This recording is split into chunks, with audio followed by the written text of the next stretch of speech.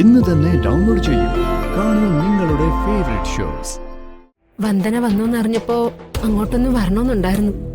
പക്ഷേ പ്രകാശേട്ടൻ ഇവിടെ ആകെ കോള് മാറി നടക്കോ. ഓ, അത് വേറൊന്നും അല്ല നാത്തൂനെ. അച്ഛന്റെ വർക്ക്ഷോപ്പ് ഇരിക്കുന്ന പുരയിടവേ വിൽക്കാനുള്ള ശ്രമത്തില പ്രകാശും മനോജും. പുരയിടം വിൽക്കാനോ? വെറുതെ ഇരിക്കില്ല. അഥവാ അച്ഛൻ വെറുതെ ഇരുന്നാലും അപ്പച്ചി ഇരുത്തില്ല. ഓരോരോ കുതന്ത്രങ്ങൾ ഒപ്പിച്ച് അപ്പച്ചി അച്ഛന്റെ ചെവിയില് ഊതിക്കൊണ്ടേയിരിക്കും. അതനുസരിച്ച് അച്ഛൻ ബലൂൺ പോലെ വീർത്തുകൊണ്ടേയിരിക്കും. ഒടുവിൽ അച്ഛൻ ടപ്പേന്ന് പൊട്ടുമ്പോ അതിന്റെ ശക്തിയില് അപ്പച്ചിയുടെ കാറ്റ് തെറിക്കും. പതുക്കെ നിന്റെ അച്ഛനിപ്പോ വന്ദനയോടുള്ളതിനേക്കാൾ പകയും വിദ്വേഷവും ജഗനോടാ. അച്ഛനവനെ ഉപദ്രവിക്കുമെന്ന് എന്റെ പേടി. അമ്മ അങ്ങനെ പേടിക്കൊന്നും വേണ്ട. അച്ഛൻ മരത്തിൽ കാണുന്നതിന് മുമ്പേ അതങ്ങ് മാനത്ത് കാണുന്നവനാ ജഗൻ. അച്ഛനും അപ്പച്ചനും വിചാരിച്ചാ ജഗൻ ഒരു ചുക്കും ചെയ്യാൻ പറ്റില്ല. അച്ഛന്റെ സഹായം കൂടാതെ എത്രയോ പോലീസ് കേസിൽ നിന്ന് രക്ഷപ്പെട്ടവനാ ജഗൻ. വന്ദനയെയും രക്ഷപ്പെടുത്തിയിട്ടുണ്ട്. അതൊക്കെ എനിക്കറിയാം. പക്ഷേ വിവാഹമോചനക്കത്ത് കീറിക്കൊണ്ട് വന്ന് വിട്ടിയാക്കിയതിലാ അച്ഛന് ഏറ്റവും വലിയ വൈരാഗ്യമുള്ളത്. എന്നാ ആ കാര്യത്തിലാണ് ഈ ചേട്ടൻ അവനെ ഏറ്റവും കൂടുതൽ അംഗീകരിച്ചത്. വിവാഹമോചനക്കത്തൊന്ന് കീറിയെന്നല്ലേ ഉള്ളൂ. വന്ദനയുടെ ബന്ധം വേറെപ്പെട്ടതുമില്ല, ജയിലിൽ നിന്ന് ഇറങ്ങുകയും ചെയ്തു. ബുദ്ധിരാക്ഷസനായ അച്ഛന്റെ മണ്ടയിൽ ഉദിക്കാത്ത ബുദ്ധി മോന്റെ മണ്ടയിൽ ഉദിച്ചു. അതാണ് അച്ഛന് വൈരാഗ്യം കൂടാൻ കാരണം.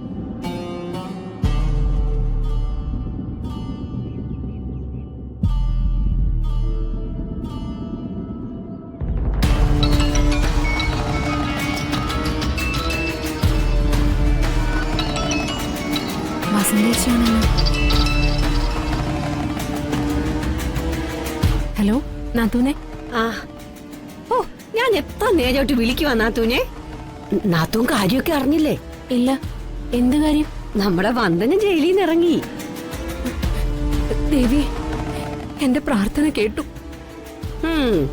അങ്ങനെ ദൈവത്തിന് നന്ദി പറയാൻ വരട്ടെ. വന്ദന കുറച്ചു മുമ്പ് ഇവിടെ വന്നു. പക്ഷേ വന്ദന വന്നത് വെറുതെ വിട്ടതാണോ അതോ ജാമ്യത്തിലാണോന്നൊന്നും പറഞ്ഞിട്ടില്ല. ചിലപ്പോ പോലീസുകാര് തെളിവെടുപ്പിനായിട്ട് പുറത്തു കൊണ്ടുവരുമെന്നൊക്കെ പറഞ്ഞു കേട്ടിട്ടുണ്ട്. ഇതങ്ങനെയൊന്നും അല്ല. വന്ദന ഒരു കുറ്റവും ചെയ്തിട്ടില്ലെന്ന് മനസ്സിലാക്കി വെറുതെ വിട്ടതായിരിക്കും. സത്യം എന്തായാലും പുറത്തു വരും നാത്തൂനെ. ജാമ്യൊന്നും അല്ല, വെറുതെ വിട്ടതാന്നൊക്കെ പറയുന്നുണ്ട്. എന്നാലും എനിക്ക് അങ്ങോട്ടത് വിശ്വസിക്കാൻ പറ്റുന്നില്ല. അല്ല, സാധാരണ ഈ മയക്കുമരുന്ന് കേസിൽ പിടിച്ചതാണെന്നൊക്കെ ഞാൻ കേട്ടിട്ടുണ്ട്. ഇവിടെ ഇപ്പൊ എന്ത് മർമ്മമായാണാവോ നടന്നിരിക്കുന്നത്. എനിക്കെന്തായാലും സന്തോഷമായി. ഓ, ആ നശൂലം പിടിച്ച പെണ്ണിനെ കൂടെ പുറത്ത് മുട്ടിയിരിക്കുകയായിരുന്നു. ഇനിയിപ്പൊ അതിന്റെ കാര്യം വന്ദന അങ്ങ് നോക്കിക്കോളുമല്ലോ. വന്ദന വന്നോന്നറിഞ്ഞപ്പോ അങ്ങോട്ടൊന്നും വരണമെന്നുണ്ടായിരുന്നു. പക്ഷേ പ്രകാശേട്ടൻ ഇവിടെ ആകെ കോള് മാറി നടക്കോ. ഓ, അത് വേറൊന്നും അല്ല നാത്തൂനെ. അച്ഛന്റെ വർക്ക്ഷോപ്പ് ഇരിക്കുന്ന പുരയിടവേ വിൽക്കാനുള്ള ശ്രമത്തില പ്രകാശും മനോജും. പുരയിടം വിൽക്കാനോ? അയ്യോ സുചിത്ര, പുരയിടം അല്ല, പൂക്കടയുടെ കാര്യമാ പറഞ്ഞത്. പൂക്കടയുടെ. പൂക്കടയോ? നാത്തൂൻ എന്താ പൊട്ടം കളിക്കാണോ? ഈ പൂക്കടയുടെ അപ്പുറത്തുള്ള കോഴി ഫാമിലെ നല്ല നാടൻ കോഴി കിട്ടുമെന്ന് സതീശേട്ടൻ ഫോൺ വിളിച്ചപ്പോ പറഞ്ഞു. ജയിലിലൊക്കെ കിടന്നിട്ട് വന്നതല്ലേ. ഞാൻ പോയേ കുറച്ച് ചിക്കൻ കറി വാങ്ങിച്ചു കൊടുക്കട്ടെ. ആ ശരി. അയ്യോ,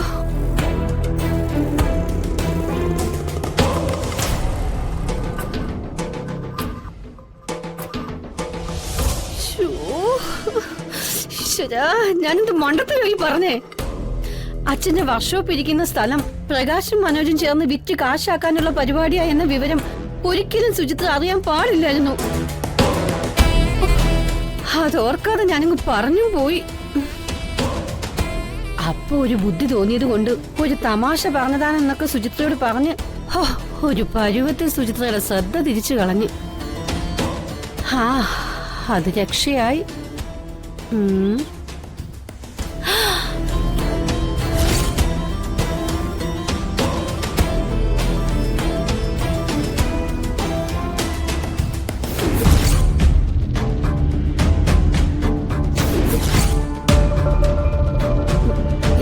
എന്താ ജഗ, സുഖം തന്നെയല്ലേ? ജഗന് ചായ വല്ലതും വേണോ? വേണ്ട ആഹാ. ചേച്ചി. അല്ല, സുചിത്രേച്ചിയായിട്ടാണോ ചേച്ചി ഫോണിൽ സംസാരിച്ചത്? ആ അതെ അനിയ, ഞങ്ങള് വെറുതെ നാട്ടുകാര്യങ്ങൾ സംസാരിച്ചതാ. വസന്തേച്ചി സംസാരിച്ചതൊക്കെ ഞാൻ കേട്ടെന്ന് ചേച്ചിക്ക് മനസ്സിലായിട്ടില്ല. തൽക്കാലം അത് അങ്ങനെ തന്നെ ഇരിക്കട്ടെ. വെറുതെ ഒരു നമ്പർ ഇട്ട് നോക്കാം. ജഗൻ എന്താ ആലോചിക്കുന്നേ? ആ, ഈ പ്രകാശ് ചേട്ടനെ ഒരു മണ്ടന്. അതെന്താ? അച്ഛന്റെ വർക്ക്ഷോപ്പ് ഇരിക്കുന്ന സ്ഥലമേ നല്ല സൂപ്പർ ഏരിയ. അവിടെ വസ്തുവിനൊക്കെ നല്ല വില കിട്ടും. ചേട്ടത്തിക്ക് മണ്ണ് അളന്ന് വില ചോദിക്കാം. സെന്റിന് എത്ര കിട്ടും? 5 ലക്ഷം കിട്ടുവോ? ഒരു സെന്റിന് ഇപ്പൊ 5 ലക്ഷോ? അല്ല, ചേട്ടത്തി ഈ നാട്ടിലൊന്നും അല്ലേ ജീവിക്കുന്നത്. ചുരുങ്ങിയതൊരു 15 ലക്ഷം എങ്കിലും കിട്ടും. 15 ലക്ഷം രൂപയോ? അതെ. അച്ഛനെ ഒന്ന് രക്ഷപ്പെടുത്താൻ സോമനങ്ങൾ ഇത് ചൂട് വിലക്ക് വാദിച്ചു കൊടുത്തതാ. കേരളയില് വരുമെന്നൊക്കെ പറഞ്ഞ് അതിന്റെ ഉടമ ചൂട് വിലക്ക് വിറ്റു.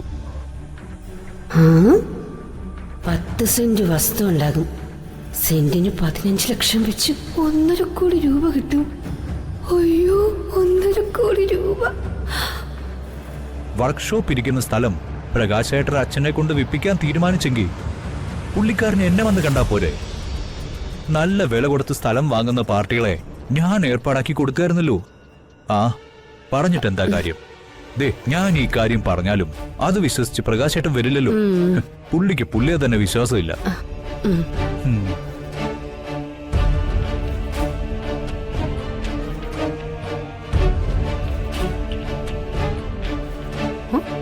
പ്രകാശിനെ സഹായിക്കാൻ ജഗന് പറ്റുമെങ്കിൽ ആ സഹായം ജഗൻ എനിക്ക് ചെയ്തു തന്നാ പോരെ. ഞാൻ എന്തിനാ പ്രകാശന്റെയും മനോജിന്റെയും പിറകെ നടക്കണം? അച്ഛന്റെ വസ്തു വിറ്റ് കിട്ടുന്ന 1.5 കോടി രൂപ എനിക്ക് സ്വന്തമാക്കിക്കൂടെ? പറ്റിയ പാർട്ടിയെ കൊണ്ട് മുട്ടിച്ചതിന് ജഗൻ എന്തെങ്കിലും നക്കാപ്പിച്ച കമ്മീഷൻ കൊടുത്താ പോരെ. ഐഡിയ.